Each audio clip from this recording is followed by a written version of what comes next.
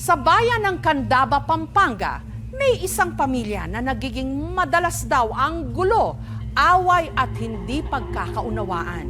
At ang itinuturo nilang sumisira sa kanilang pagsasama, mga nanggagambalang nilalang sa kanilang tahanan na di umano dumedemonyo sa kanila.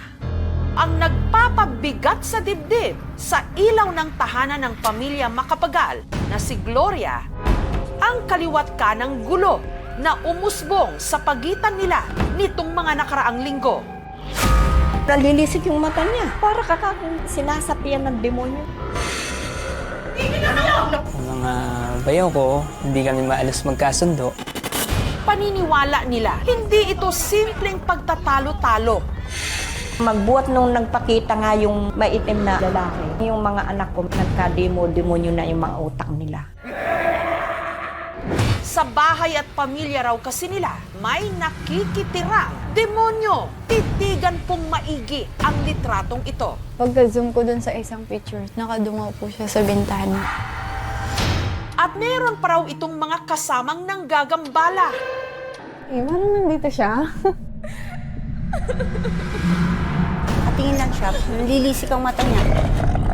May demonyo rin ba sa inyong pamilya? Mahigit 2 dekada nang nakatira ang mag-asawang Gloria at Lot kasama ang 12 nilang mga anak sa compound na ito sa Candaba, Pampanga. Ang kanilang pamilya ginagambala raw ng isang itim na lalaki.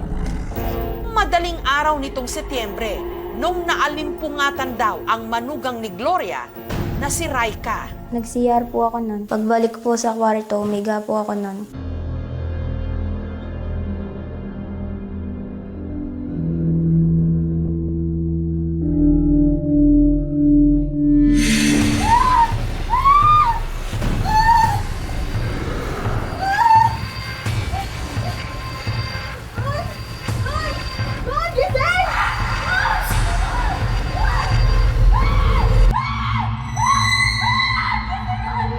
Yung kalahati ng katawan ko, hindi ko maigalaw.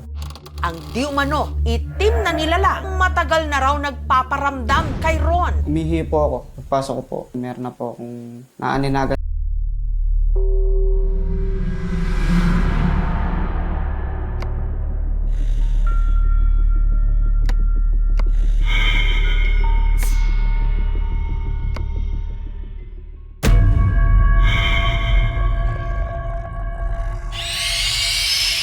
Guys, twice po kami. Pula-pula yung mata.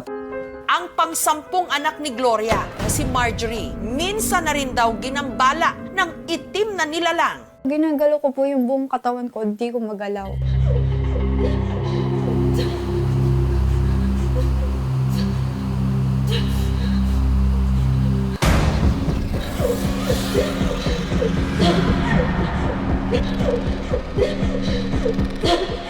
Parang may nakadagan po sa akin.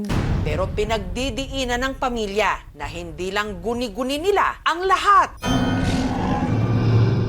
Ang itinuturo nila kasing malademonyo sa kanilang bahay, kanila raw nalitratuhan. Tinignan ko lang po yung LED lights na nilagay ko dun sa harapan. Tinig ko po yun ng 2 beses. Pagka-zoom ko dun sa isang picture, parang nakadungaw po siya sa bintana. Titigang maigi. Noong time po na tinig ko yun, walang kalbo dito sa amin. Tapos wala pong tao dito. Pag in-enhance mo yung picture, nag-i-stand out talaga siya. Highly unlikely hindi siya edited. Yung vibrance niya, yung darkness, pati yung parang noise niya, consistent doon sa everything else in the photo. Definitely, merong bagay talaga doon na sumilip or nagpakita. Pagkagat ng dilim, ang 3 kwarto sa 2nd floor, madalas daw bakante. Ang magkakapatid kasing dating natutulog dito, mas piniling magkakatabi na lang na matulog sa kanilang sala. Si Marjorie, hanggat maaari, niiwasan na raw ang kanyang kwarto sa 2nd floor. Lalo't hindi lang daw ang malademonyong nilalang ang nagpaparamdam sa kanya roon, pati na raw ang isang black lady. nung i-interview sa kanyang kwarto, kapansin-pansing takot na takot siya. Nilalambot po ako, nanginginig. Ano yung nararamdaman mo? Nilalamig yung kamay ko na nanginginig. Ngayon nung nagluluha ako, Bakit? parang mabigat kasi. Parang nandito siya. Makwento mo naman. Kaya mo ituloy. Pipilitin ko ba? Sa kalagitnaan ng interview kay Marjorie, muli siyang natigilan. Kailan yung una experience mo dito sa Wait lang po. Ano? May gusto po kong titigan. Pwede mong, huwag mo siyang titingnan. Pwede mo siyang ituro saan. Ayoko. Wait lang po. Mabigat.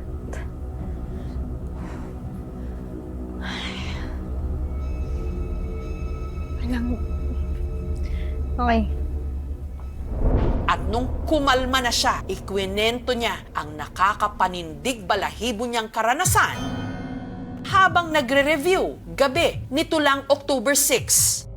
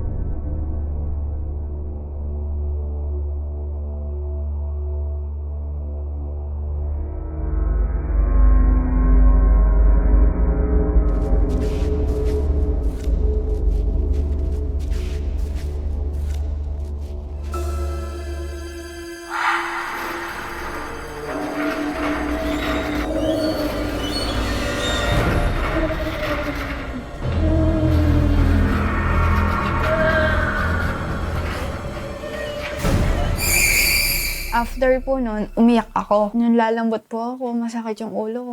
Pero ang ikinababahala ng ina ng tahanan na si Gloria, mula nang halos patayin na raw sila sa sindak ng malademonyong nilalang at ng Black Lady, bumigat at nagkagulo-gulo na raw sila.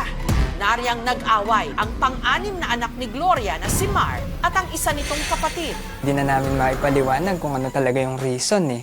Kaya ang mag-anak nagdesisyong paalisin sina Mar at ang kanyang pamilya.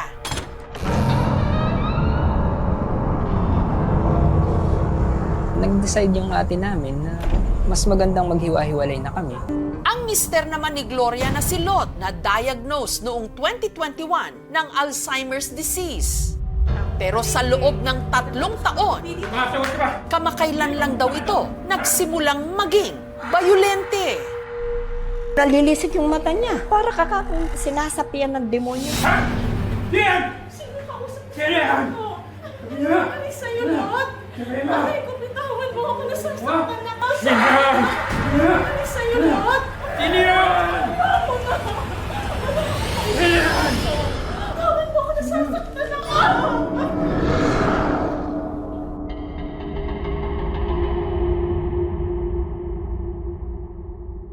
Habang ang bunsong anak naman ni Gloria na si Ron, hindi rin daw nakokontrol ang sarili at napagbubuhatan pa ng kamay ang kinakasama nitong si Raika. Pinakita ko naman po sa kanya. Na-follow lang po sa magandang babae sa Facebook. Kapal talaga ng mukha mo, Sinabi nga akin eh! Wala akong kinakausap, ha? Wala akong ibang kinakausap! Naglalaro lang ako! Ha?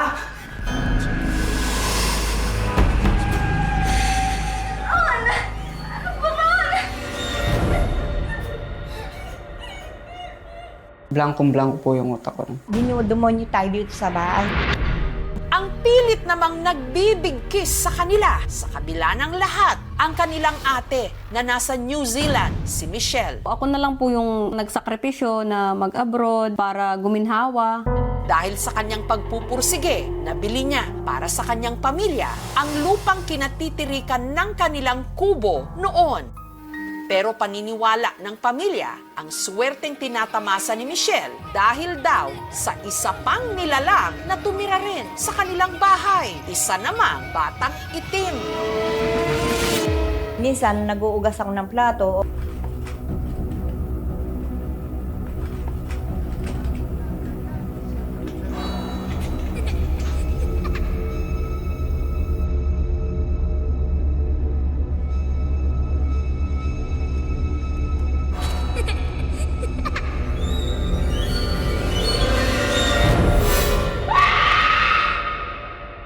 Kinakalabutan ako na.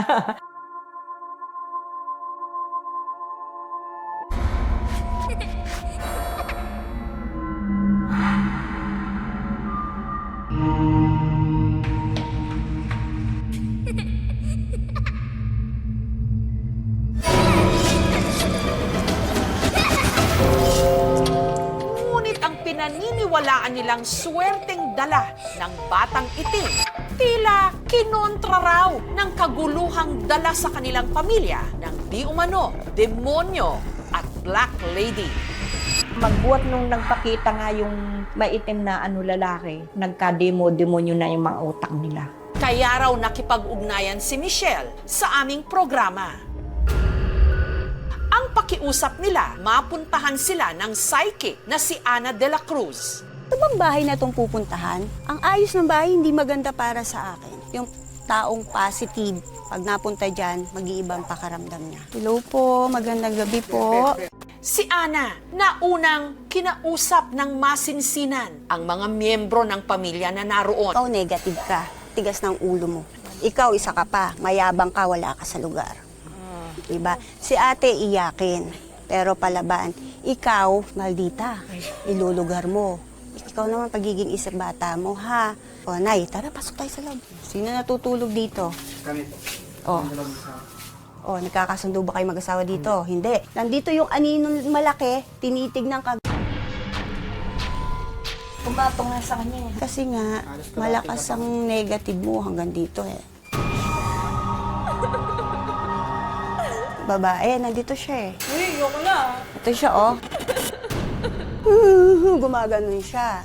Yung babae na to, naglalakad to, iniintay niya muna na hindi siya makita nung aninong itim kasi matapang yung aninong itim. Kasi gusto nung aninong itim, siya yung mag-stay dito.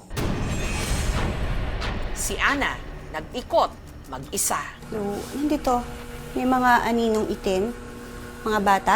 Gano'n po siya kataas mo sa akin? Yung bata ganyan. Pero ito yung malaki, nandito siya. Nalilisik ang mata niya, nakatingin lang. Nandito siya sa hagdan. Sasaktan ko daw ba siya? Hindi ko pa ako sasaktan. Habang sinusubukang kausapin ni Ana ang di umano'y itim na bata, biglang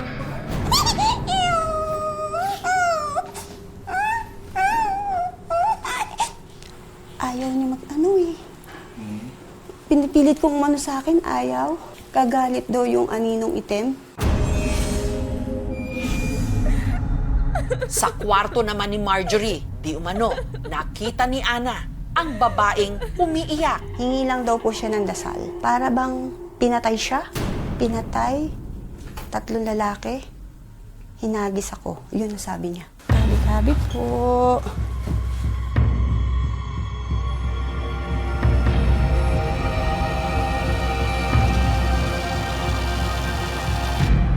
Hindi ko sinasabing totaling aalis siya kung hindi magkakaisa yung pamilya sa loob ng bahay. Yung kasi ang humahatak sa kanya para pumasok uli sa bahay.